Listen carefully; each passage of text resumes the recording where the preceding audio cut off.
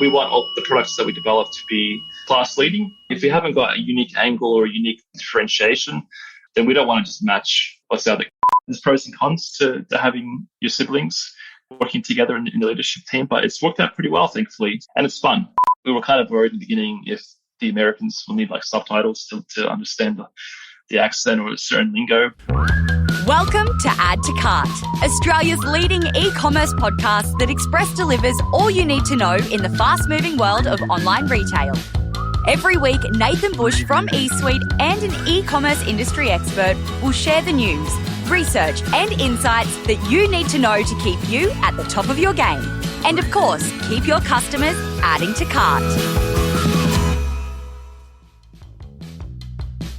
Hello and welcome to Add to Cart. My name is Nathan Bush, host of Add to Cart and director at e-commerce talent agency eSuite. Now, before we get into today's guest, I have to admit something. I'm not a camper. I know, ironic for someone who spent years working at Australia's biggest outdoor and camping retailer, but the product today's guest has developed could even change my mind. Mac Slodyczka is the founder of Joolca. Now, Joolca is a completely portable hot water system that can be easily used while camping, or when you're off the grid, or while you're renovating, anywhere where you need the luxury of hot water. Developed by Mac and his team, Joolca is now sold and distributed in 4 countries, Australia, the US, the UK, and Canada, and is sold online as well as through retailers including Tentworld and Snowy. Today, Mac talks us through how he developed the innovative Joolca solution with his engineering background, and he also explains his broader vision of how Joolca could help make anyone feel at home in the outdoors. I think I need that. We also discuss how his 3 other siblings all joined him on his journey at Joolca, the hacks he's developed for great customer service, and his approach to bringing great people into the Joolca team. So let's get into it. Thanks to our partners Shopify Plus and Packlio, here's our conversation with Joolca founder Mac Slodyczka. Mac, thanks for joining me on Add to Cart. Good to be here. Mate, you are rugged up. You look rugged up. You've got the vest on. You've got, ready to go. But you're actually in an office. I was expecting to see you out like on the trails or in a campsite or something like that.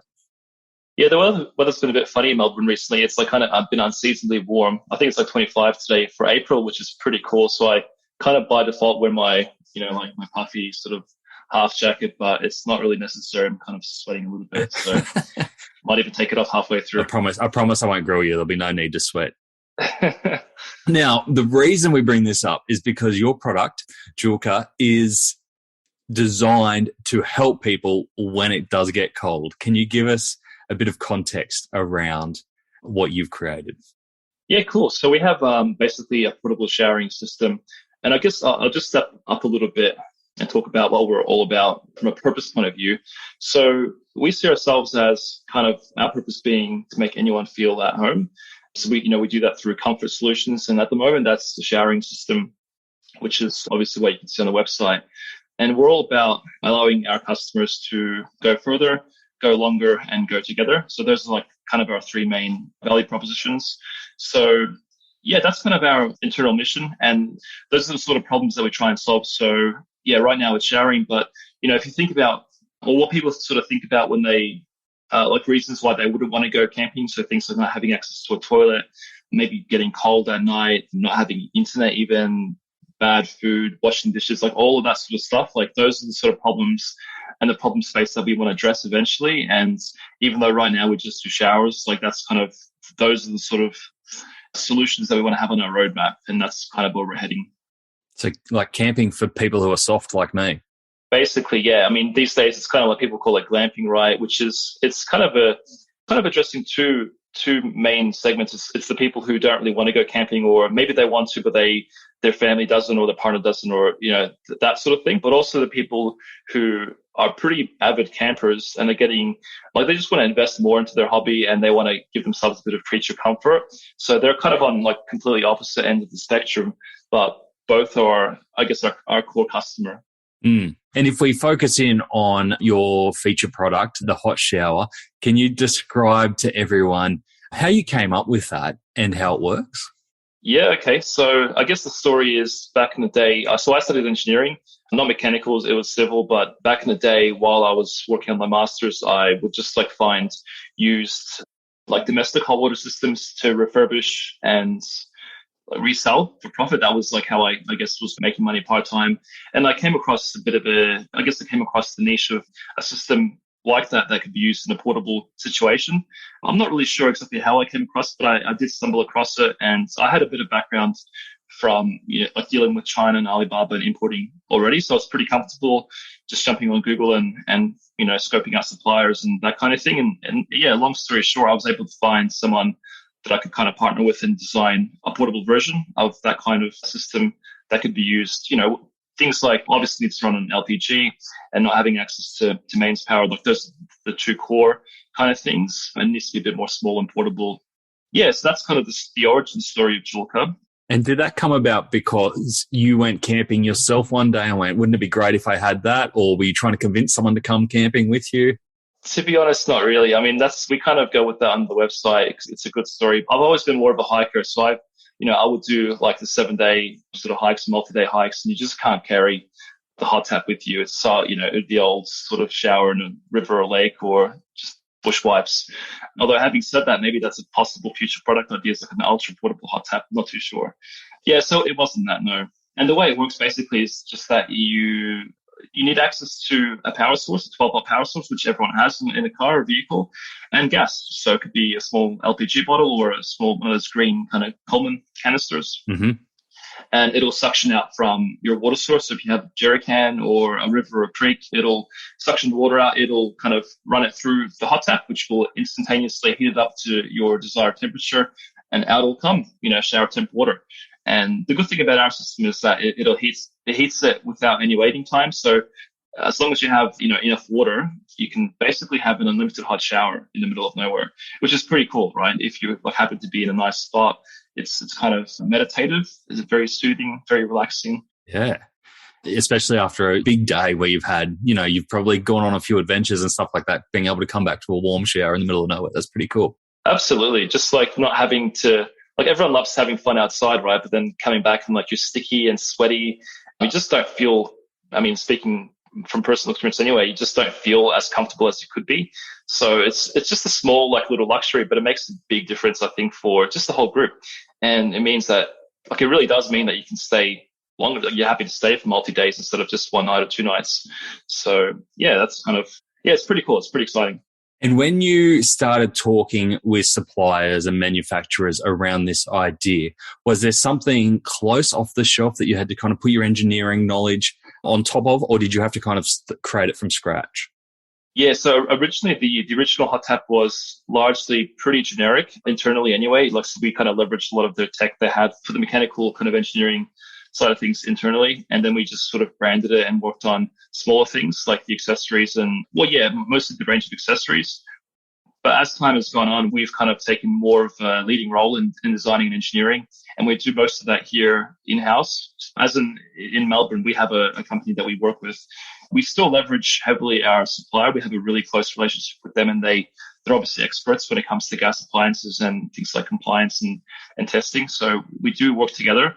But like as of 2 or 3 years ago, basically everything that we develop is not off the shelf. It's completely designed from scratch, including our, little accessories like our shower head, our shower handles, filters, like all the little plastic bits and bobs. We've optimized that for a better camping experience. So yeah, we've just sort of thought through things end to end. And I could imagine once you get people into the ecosystem, it becomes a pretty sticky one. But we still like to have things not proprietary. Like, we're available. We like to have, compatibility with other things that are popular on the market, not to kind of like get people to feel like they're tied to us. But yeah, once they're in, like, it's nice because we've thought through, for example, with the hot tap, different solutions for mounting and covers, or if you want to install it this way or that way. Like, we've thought through all of that. And it means that no matter what kind of setup you have or what kind of, install that you want to do, we've pretty much got all of the solutions for you, like under one brand. So it means that you don't have to go out and hack things together or buy other accessories from different brands and not knowing if it's going to work or not. So again, that's one of our, I guess, value propositions, is just making it easy for the customer. And that's a big part of it. And I can imagine you would want a fair bit of trust, especially if you're in those situations where you are camping. There aren't any kind of second chances, so you need to make sure everything works together and works well. Absolutely, yeah. It's kind of high stakes, I suppose, for us, because if we stuff it up, and of course it does happen, but you're going to kind of let the family down or the camper down, and it's a pretty rubbish experience. So yeah, we try and make sure that all the products are thoroughly tested.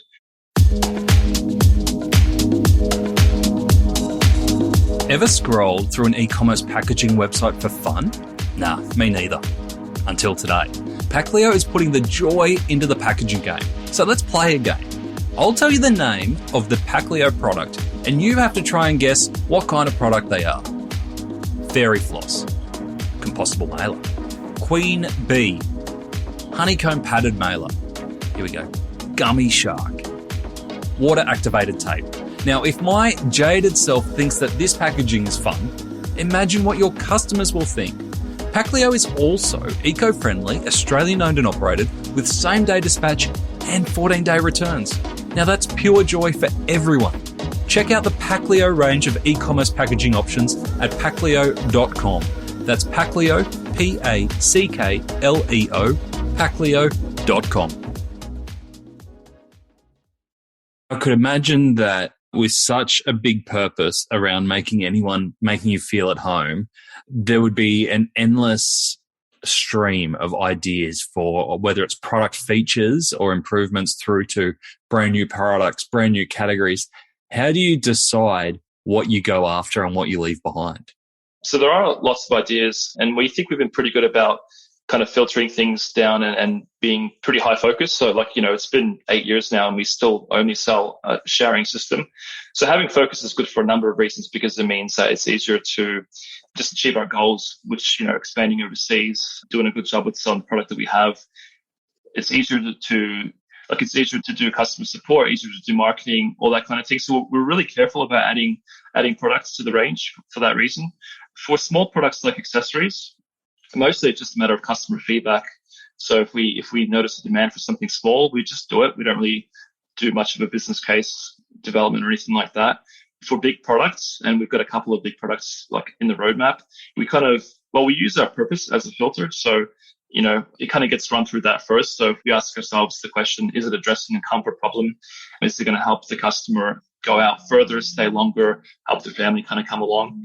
And if it passes that, then we would kind of have like a second layer of like more of an internal question that we might ask the product team. We want all the products that we develop to be class leading. If we haven't got a unique angle or a unique differentiation where we think it's just going to be substantially or better than what's out there, then we don't want to just match what's out there, because it's going to make it hard for us to compete. We can't compete on anything except for having better products.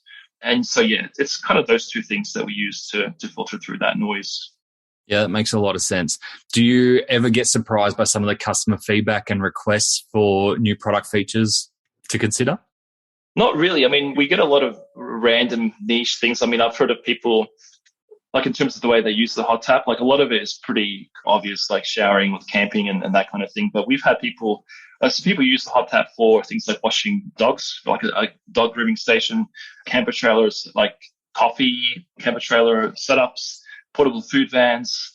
Probably the weirdest one was this guy. I think he was asking us, I'm not sure if he ended up buying it, but he was asking our CS team some technical questions. He wanted to heat up a 5,000 gallon pool for, I don't know what he was doing. Who knows what was going on there. We didn't ask too many questions, but it sounded pretty both sus and interesting. But I'm not sure what happened there. So we get a bunch of that stuff. And again, a lot of stuff that is pretty small and easy for us to do. And if we notice that there's enough feedback or, customers asking for it, then we just do it, because we love the fact that we can kind of, again, it comes back to that value prop of being easy. We have, any accessory you need or any little bit that helps you set up.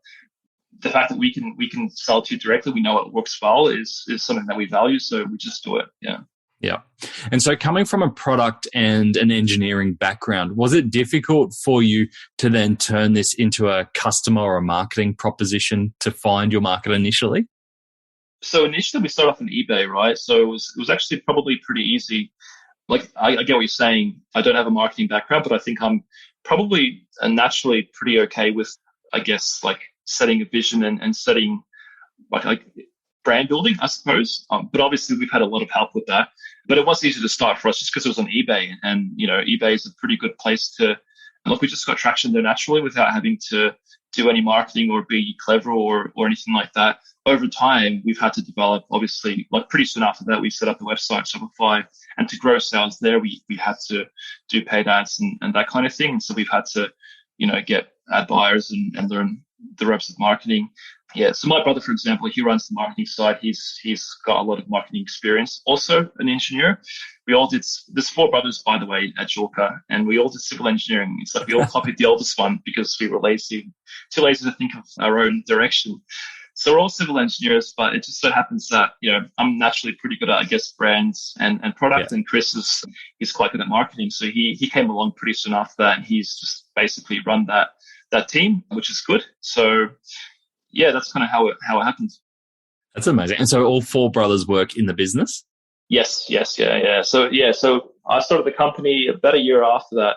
The first brother joined up Bar. So he runs our CS side of things. And then it was Jack, who, again, he's the oldest one.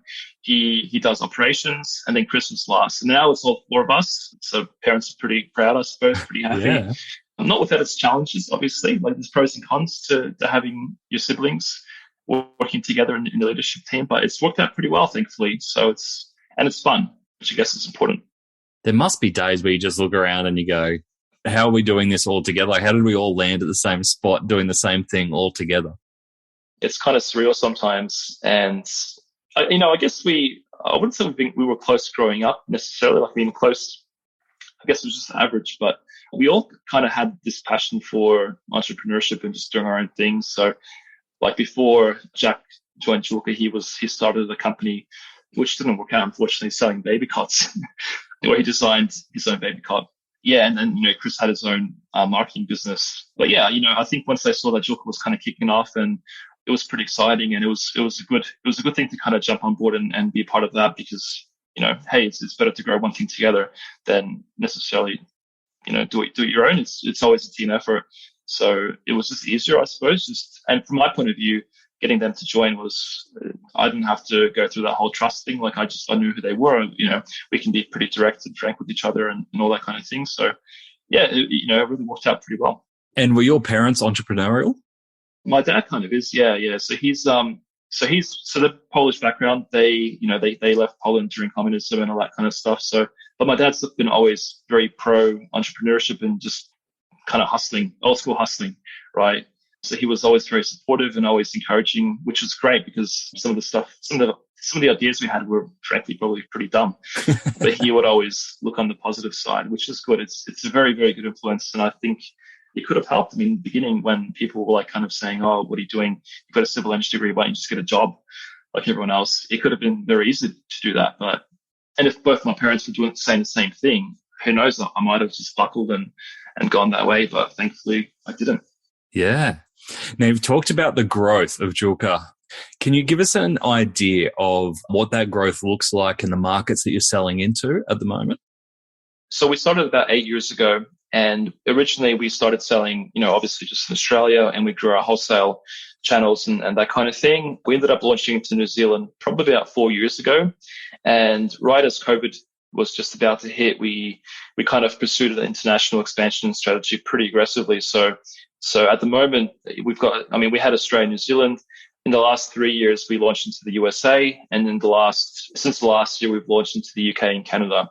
So we operate in all those regions, and keeping in mind our product is pretty heavy, pretty bulky. So for us, that means that we have to set up 3PLs in each region, and that also means that we have to set up, entities and go through all that compliance stuff. So unfortunately, it's not as simple as just shipping it from Australia. We could be global straight away. We have to kind of go do it the hard way. But it's been a lot of work, but yes, that's where we stand at the moment. We have access to a pretty large population size, some pretty big markets there. So it is pretty exciting. And have you had to make any changes to the product when you're going to markets like Canada, where I can imagine their version of camping is very different to the Australian version of camping? Not really. Apart, like the biggest change might be compliance. We have to go through compliance testing in each region, and then you have small things like they might use NPT connectors instead of Australian standard connectors or the gas fittings are different, but it's mostly small things. By and large, the product is pretty much identical, which is good. It's easy for us. Having said that, as we develop those markets, it might mean that we have to get a bit more specific. We might have to adapt it somewhat to the local flavor. We haven't had to do that yet because we're kind of, it's still very early days, but it may be something that we have to explore. Yeah. Your marketing and videos are they've got an Australian feel and an Australian tone to them. Do you feel like that's something that you'll change down the track, or do you feel that coming from Australia, where generally known as the outback's pretty tough and unforgiving and that kind of thing, is that a advantage, especially in marketing to those other countries? Yeah, I think absolutely it's a big advantage. I mean, we have this reputation, right, of the outback and like Australians are just tough and camping, like Australian camping products have a really good reputation on overseas. So absolutely we want to leverage that, and I think we'll keep doing it, for that reason. And two, it's just also fun, and it means that we sort of stand out, which is a good thing. We're trying to build awareness, trying to leverage any point of difference you can. So yeah, I think we'll keep it. Like, people seem to love it. We were kind of worried in the beginning if the Americans will need subtitles to understand the accent or a certain lingo, but it's been fine, and I think they really enjoy it. So no, we want to do, if anything, even more of it. Just kind of lean into it more. Yeah, that makes sense. On your site, you've got some really great community and user-generated content, and also through your socials. How do you encourage your community to shoot that and supply it? Because obviously, bathing and hot water isn't the most natural place for user-generated content. Yeah, it is a bit funny. So to be honest, we don't actually do a lot at the moment. We think we're quite lucky with our categories. So on one hand, it's kind of like, bathing and showering and stuff, but on a larger scale, like camping, the camping space. So at a campsite, when someone, when you go to a campsite in Australia, it's pretty common to see blokes walking around and having a bit of a suss to see what kind of setups people have, and just like having a poke and, going and having a chat. So it's one of those things that people are really proud of what they have and what they've done and what kind of hacks they've put together.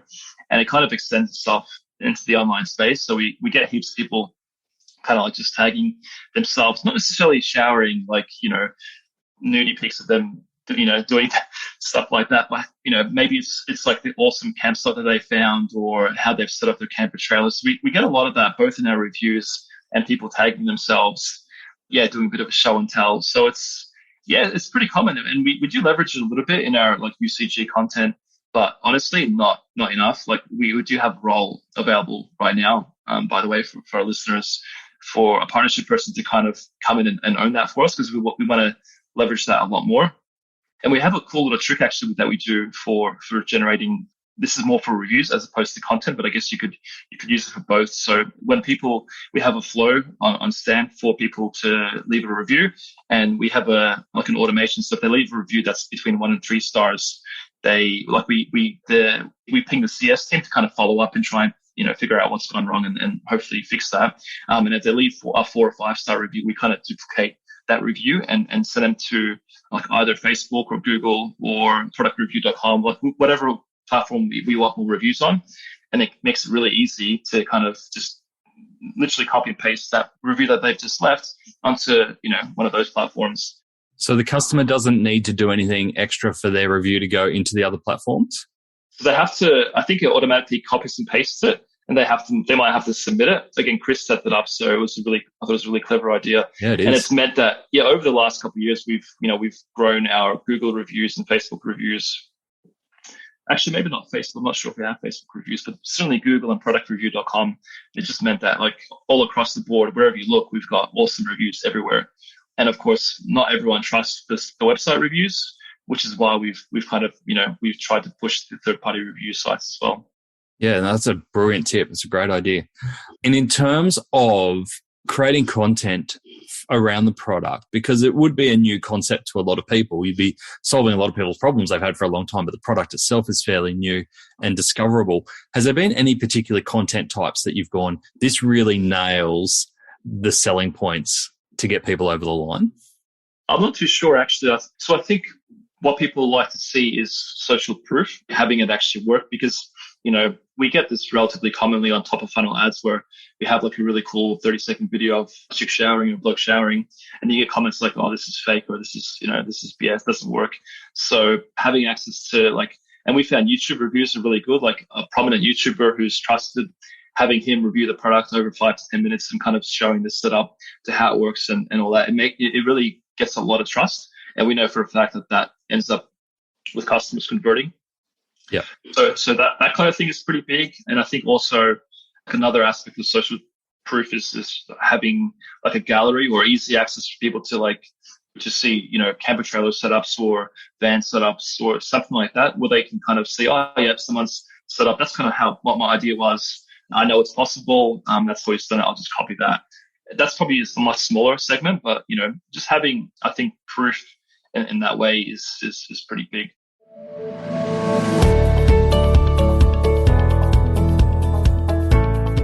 We've all had days, right, where no matter the amount of coffee thrown down the gullet, there is no rescuing you from your own sluggish self. Coffee brand Alternative Brewing had the same problem, but with their old platform. Starting off as one product with their sole AeroPress maker, they quickly broadened their range and grew their customer base until the site went into a total caffeine coma. Now, re-platformed onto Shopify Plus, the site doesn't crash, pages load much faster, and they're getting a 15% increase in average order value. Best of all, they're much less irritable. That's the little cup of joe we are all craving. To read more of Alternative Brewing's story and see other case studies, visit the customer section on shopify.com.au/plus.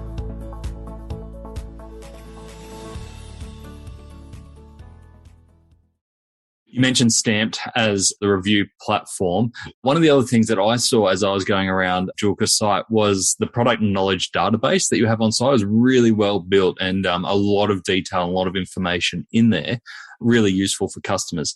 Is that something that you've built yourself separate to Shopify, or is it an add-on, or how does that work? Yeah, it's just Zendesk. So it's a pretty popular CS platform. It's hosted in a subdomain, which is, I guess, good because it means that we have like one subdomain that takes care of all of our regional sites, because at the moment all of our regional sites are like .com.au, .ca, that kind of thing.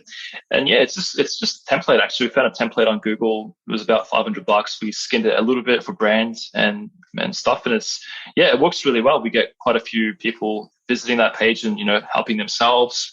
We've got some post-purchase flow set up as well. So if someone buys a hot tap, we'll link them to so when it gets shipped, before it gets delivered, we'll link them to a getting started video on the help center where they can kind of, get themselves acclimatized to the products.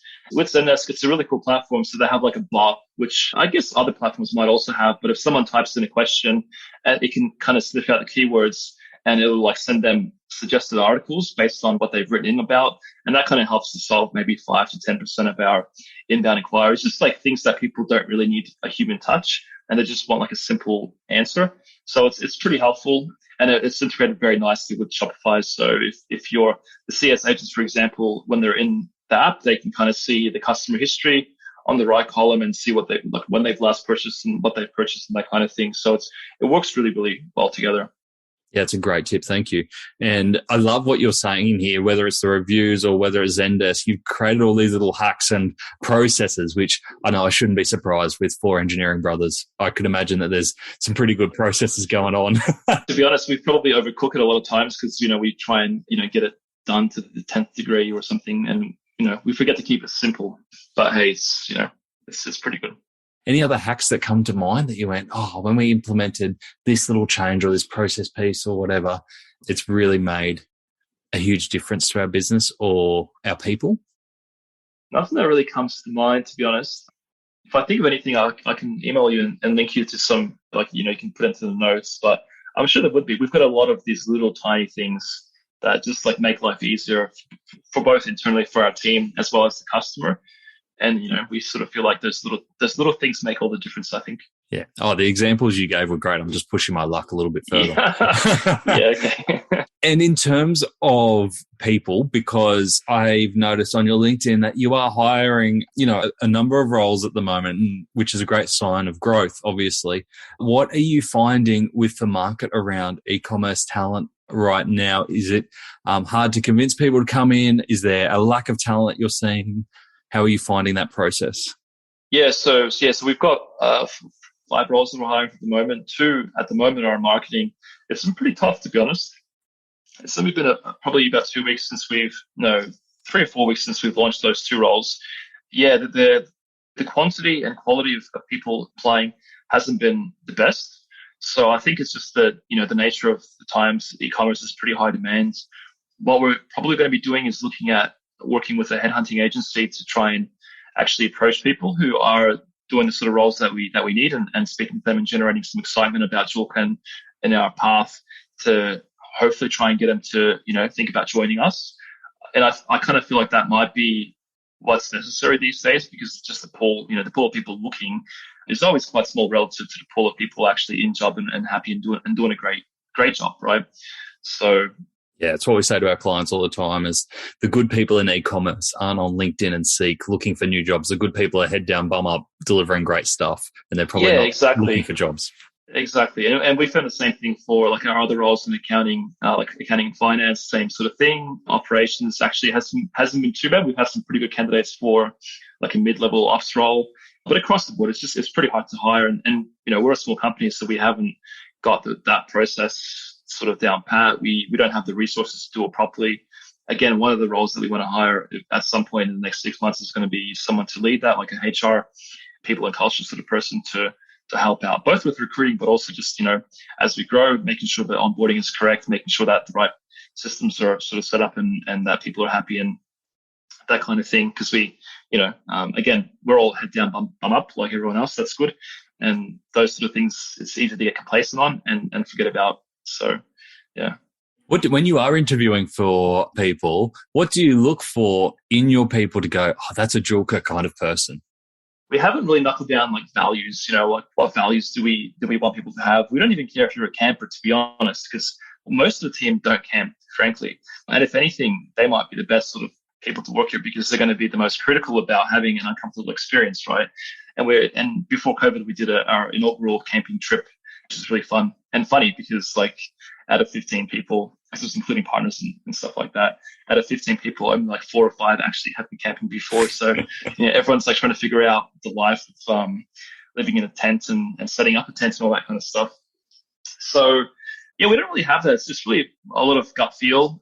The process that we have at the moment for hiring is basically we kind of like we have a job application, and then the way they apply, when they apply, we have like a few questions that we like to ask them. So we try and be as unbiased and objective as possible. So, we ask them questions that they answer, and then kind of based on those answers, we would decide, only then when we look at the resume, right, if they have good answers, we would kind of move them on to the next stage and talk to them.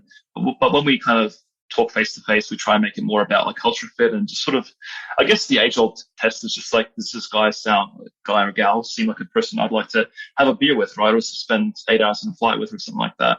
And it's really overnight in a tent with. That might be pushing it, especially because I'm married, but. Oh no, I was meaning like one of those jewel room tents. Yeah, I know what you mean, but it's probably a bit too intimate for my liking anyway. But yeah, it's something along those lines. And then we would have like, we'd always have like, if it's me interviewing the first round, second round, we might have like someone else from the leadership team doing the final interview just to make sure that we haven't missed anything. But again, our process isn't fleshed out and not very sophisticated, so I wouldn't suggest anyone copies it, but it's worked out relatively okay so far. Oh, look, and I don't think you're alone there, because we see a lot of clients who have had similar or strong growth during COVID, now looking to build a team in probably one of the worst markets for e-commerce talent at the moment in terms of trying to attract. So I always say if all you can do is tell your brand story and what you stand for and the vision for where you want to go, if that's, where you're at and, you've already told that, that's a great starting point, because people buy into the people rather than the job. Yeah, it's funny you say that because so recently we got on board with a headhunting agency. I mean, they're really a recruiting agency. They do things a bit differently, but they're really big on kind of integrating themselves with our company or with any of their clients. And their process is really interesting. So anytime they come against a good candidate, they would basically just have a call with them for, between 45 minutes and an hour. And it's not about asking any questions or any tests. They just like literally sell the brand. They sell Joolca. They talk about what it's like to work at Joolca, what kind of products we have, what the last couple of years of growth have been like, and where we're heading. And they kind of reckon that at the end of that call, this person's really excited. That you basically already have them. And then the next stage for them is to send these people a challenge, which is again kind of like our test, but it's a bit more comprehensive. It can be anywhere between 3 and 5 hours. So you really want to objectively test their skills, but they're happy to do that because, you've spent 40 minutes to an hour just selling, just generating all this interest and goodwill. And yeah, so that's the process. And we've literally signed them up like last week. So we're not actually sure how it's going to work out, but I'm really optimistic because I like the sound of that approach as opposed to a traditional recruiter, which, might spend 5 or 10 minutes with you and saying, hey, this is Joolca and like just kind of 1 or 2 points. I think these days you have to sell the brand and you want people to be excited about that because, it's more than just 9 to 5. And obviously that comes into it, money comes into it. But if they're genuinely excited about the journey and the brand, it just probably means that it's going to be a better fit for everyone in the long term. Well, good luck. And like, you've obviously got a big team to grow there. It's exciting times. What's next on your radar? So if we talk for the next 12 months, what's got you excited about the next 12 months at Joolca? Right. So it's mostly like head down, bum up, right? At Joolca, we've got a product range. Well, so one is that we want to keep expanding the hot tap sort of range of products in the markets that we exist in. So UK and Canada are quite fresh. So we want to grow them.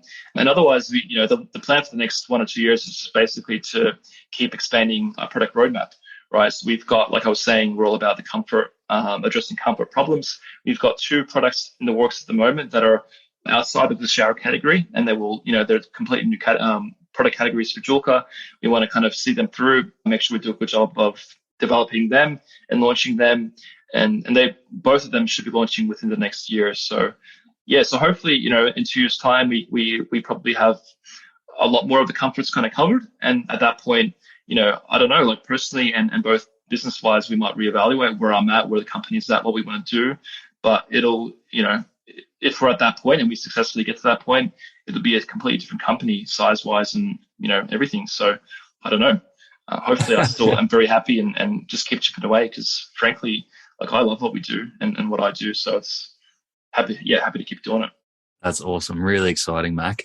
And so if we've got people listening to this, whether they're going, I'd love to talk to Mac about what roles he's got coming up, or people are just going, I want to check out this hot water system to start with. And what's the best way for them to get in touch? Just LinkedIn. Honestly, I haven't really got anything else there. So add me on LinkedIn. I accept everyone. So you will definitely be accepted. Trying to grow my network count because it looks good.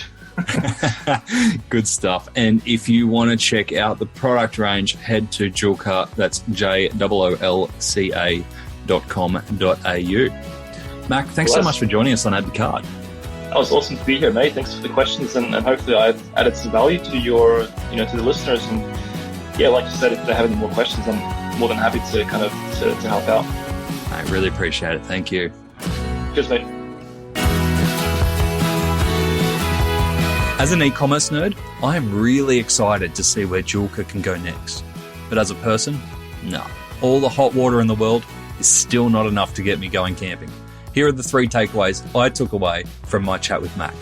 Number 1, growth with purpose. At face value, it looks like Joolca's growth is going to be getting more hot water to more campers around the globe. But as you heard from Mac, their mission is actually to make everyone feel at home when they're outdoors. This is water, but it could also be bedding, clothing, or anything else. And it doesn't limit them just to camping. By having this guiding statement, it helps the team know the directions that are right for them, and it opens up on-brand opportunities. Get those guiding statements right. Number 2, customer review automations. Mac lets us in on a big customer review hack when he said that the 1 to 3 star customer reviews are automatically triaged to customer service so that they can get in touch and see if they can resolve the issue. He also takes the 4 and 5 star reviews and integrates them with the external review platforms to help spread the word further. Really simple stuff, but it puts the power of a platform like Stamped to the test. And number 3, Brand Australia. The Joolca content is unapologetically Australian. And as Joolca have extended into more regions, they've decided to hang on to this, even if they need subtitles at times. It's now a competitive advantage and a differentiator in overseas markets, Brand Australia, and it's one that they didn't have to develop. It just comes with the image that is known out there. And it's a nice one to leverage if you're a brand like Joolca. To get the highlights of today's episode, head on over to addtocart.com.au and sign up for our free newsletter. Each Tuesday, we will send Monday's episode summary, links, and discount codes for you to go next level on. And if you're looking to explore your next e-commerce opportunity, come and visit us at eSuite. We're a dedicated e-commerce talent agency connecting the best e-commerce talent with the fastest growing brands in Australia. Head on over to eSuitetalent.com.au where you can download the free e-commerce salary guide and sign up to our weekly e-commerce job emails. Thanks for listening, and until next time, keep those customers adding to cart.